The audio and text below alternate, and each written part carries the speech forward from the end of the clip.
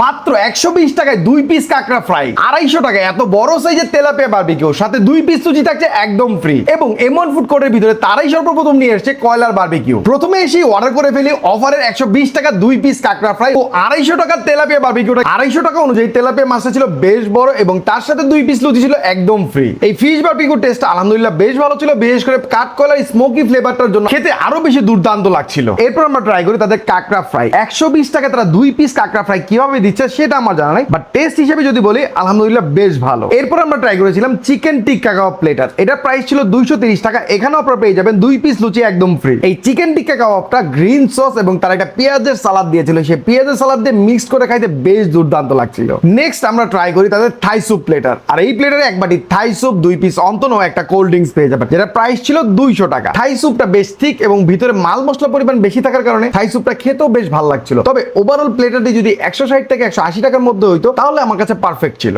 So এই মেজিস ফুডের অফারের প্লেটারগুলো আপনারা কে কে ট্রাই করেছেন এবং আপনাদের কাছে কেমন লেগেছে অবশ্যই কমেন্ট করে জানাতে ভুলবেন না।